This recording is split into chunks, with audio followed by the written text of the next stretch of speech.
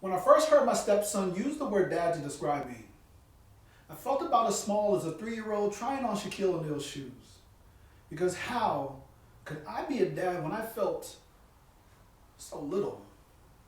Because I knew so little. Because I spent so little time with my own father that I learned how to be a man from my mother, which was better than nothing. But I always knew that there was something missing, like directions. And so I asked God, could you please send me the directions to my stepson's heart and give me a navigational system that'll help me traverse all the empty years, broken promises, and church services where I prayed I would become a bigger man. Then an angel delivered a letter to me from heaven, wrapped in aluminum foil and bubblegum, as if God was telling me to chew on this until sparks come flying out of my mouth, and it read that your stepson's heart is in a place called why doesn't my father love me? It's on the corner of forever and nowhere in the world, too big to give it down. And I sighed in relief, because I knew the place well.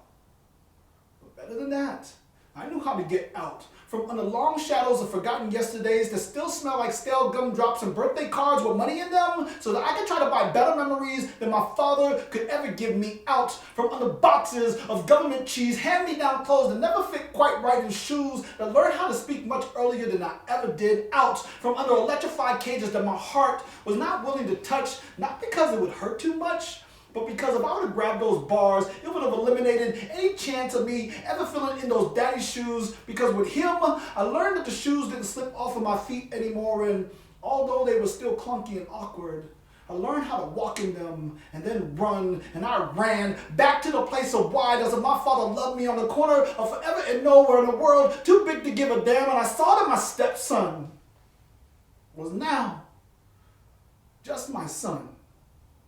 And my love for him had transformed me into his father. And so I took him by the hand and told him to come home because I love him. And so he doesn't have to ask that question